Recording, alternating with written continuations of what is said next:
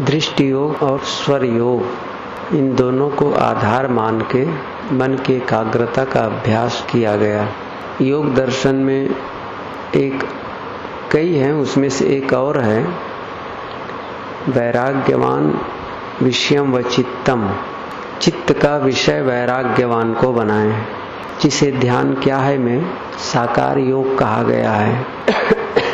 आकार, किसी की आकृति, किसी का चित्र, मूर्ति, इष्ट के प्रति जहाँ जिसका प्रिय हो, अलग अलग होता है। कोई राम का उपासक है, कोई कृष्ण का, कोई बुद्ध का, कोई महावीर का, कोई कबीर का। जो बुद्ध का उपासक होगा, महावीर का उपासक होगा, उसे राम और कृष्ण की मन में लेकर के ध्यान करने के लिए कहा जाएगा तो बड़ा कठिन होगा। इसीलिए प्रिय का आलंबन कहा गया है। अब प्रिय का अर्थ यह नहीं है कि युवक युवती में और युवती युवक में उसकी याद करके या उसका चित्र की ख्याल करके मन को एकाग्र करे।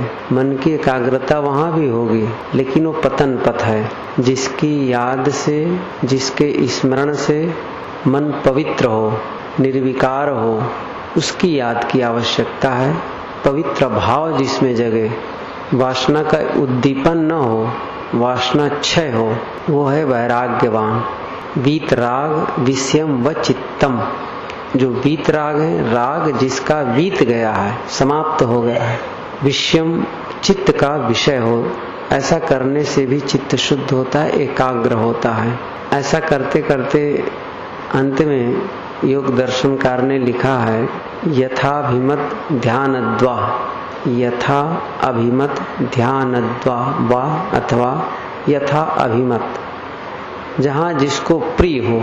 कुल मिलाकर के जिस किसी भांति मन की एकाग्रता सध जाए। अलग अलग स्तर के साधक यहाँ उपस्थित हैं, पुराने नए, बहुत पुराने बहुत नए। ऐसी स्थिति में साधना का स्तर अलग, सबके मन के ढंग अलग अलग, और सभी को एक ही ढंग से कहा जाएगा तो उनको कठिनाई होगी। इसीलिए विभिन्न अवलंब बता दिए जाते हैं। साधक अपनी सुविधा के अनुसार, रुचि के अनुसार उसको आधार मानकर मन को एकाग्र करे। जो अवलंब बताया जा रहा है वो हमारा उद्देश्य नहीं है, वो हमारा लक्ष्य नहीं है, वो मंजिल नहीं है, वो हमारी स्थिति नहीं है। स्थिति तो अपने आप की है, कुछ न करना ध्यान है। मन में कोई भी विचार न आए, वो ध्यान की पूर्णता है। आप करके भी देख सकते हैं, ऐसा विचार करें, ऐसा कुछ करें कि मन में कोई विचार न आए, ये बहुत उत्तम क्षण होगा। लेकिन वो स्थिति अभी नहीं बन पा रही है, इसलिए कहीं एक जगह अटकाते हैं। इससे हम शक्ति अर्जित करते हैं। तो एकाग्रता के लिए वैराग्यवान का चित्र, चाहे कोई कबीर का ही सामने, जैसे आप लोग बैठे, चित्र कबीर साहब जी का लगा हुआ है, उसी को देखकर आंख बंद कर लें और मन में उसी को देखें, उसी की याद करें और बारंबार मन को वहीं एकाग्र करें। ज्यादातर तो गुरुदेव जी दृष्टि योग और स्वर योग पर ही जोर देते हैं। बंद आंखों में जो दिखाई दे, अंधकार या प्रकाश या बदलते रंग, उसे देखना। एकाग्रता जब सधती है तो रंग बदलते नजर आते हैं, और जब मन कुछ का कुछ सोचा करता है, भटका करता है, तो कुछ नहीं दिखाई देता। फिर श्वास ही नहीं दिखाई देता। मैं कल भी कहा था, जो श्वास निरंतर चल रहा है वही भूल जाता है, क्योंकि मन कुछ और सोच रहा है। जो सोचेगा वही दिखेगा, वही प्रतिबिंबित होगा। क्या सोचता है? स्मृति और कल्पना, बीते का क्षण, जो बीत गया है उसकी याद, या आने वाले समय के लिए कल्पना करते हैं। स्मृति पुनरुत्पादक और कल्पना है उत्पादक, और दोनों में हम पीसते रहते हैं। यादगिरियों, याद ज्यादा बोझा देता है। जो बीते क्षण है उसकी बारंबार याद होती है। जो घटना बीत गई है, कोई वार्ता, किसी से चर्चा हुई है वह, कोई काम हुआ है वह, बस उसी को फिर याद करते हैं। इसीलिए मन को कहा गया है, मन का काम है पिष्ट पेषण करना। आप गेहूं ले जाते हैं, चक्की में पिसवा देते हैं, आटा बन जाता है, काम हो गया। आटा को पीसा नहीं जाता है, गेहूं को पीसा जाता है। लेकिन एक बार जब गेहूं एक बार पीस दिए, आटा बन गया, काम खत्म हो गया।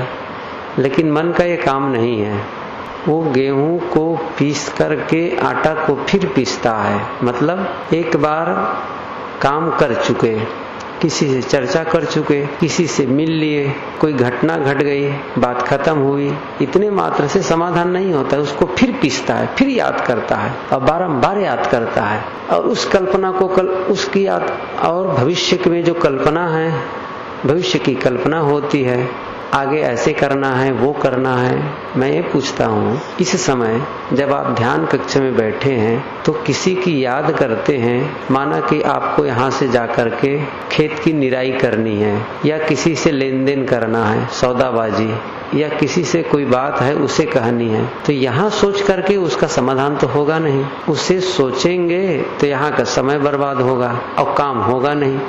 न घर का काम होगा, न ध्यान कक्ष का काम होगा, दोनों चला जाएगा। दोनों से हम हाथ धो बैठते हैं और पूरा समय, पूरा घंटा भर बीत जाता है, आगे और पीछे को सोचते सोचते हम अपने आप को खोए रहते हैं। ध्यान है वर्तमान में जीना, आत्मा में स्थित होना, वर्तमान में जीना। इसीलिए सदगुरु पूरन साहेब जी ने कहा है, भूत भविष्य देव बहाई, वर्तमान में बरतो बाई। गुरुदेव जी ने कहा है कि बीत गया सो मुर्दा है, आने वाला सपना है, जिसमें हम बंधन काटें वर्तमान समय अपना है। बहुत हल्का हम हो जाएंगे। आप ध्यान में बैठे हैं, ध्यानाभ्यास कर रहे हैं, तो दोनों को ख्याल करिए। यदि बीते की याद आए उसको छोड़ दो, बड़ा हल्का। भविष्य की कल्पना हो रही है, उसे त्याग दें, बस। और क्या बोझा है। कोई कांवर है, कांवर में जब वजन कोई होता है, जानते हैं कांवर इधर होता ही है, दोनों तरफ बोझ लादे रहते हैं। मान लो 20-20 किलो कोई धान ले जा रहा हो और कांवर में ले जा रहा हो, तो 40 किलो का वजन उसे ढोना है यहाँ से नया पारा के लिए, तो वजन तो होगा ही। लेकिन ये कहा जाए कि तुम जो सीख में धान की बोरी रखे हो उसको उतार दो और केवल कांवर ले जाओ, बहुत वो दौड़ते ले जाएगा, उसको पूछना क्या है।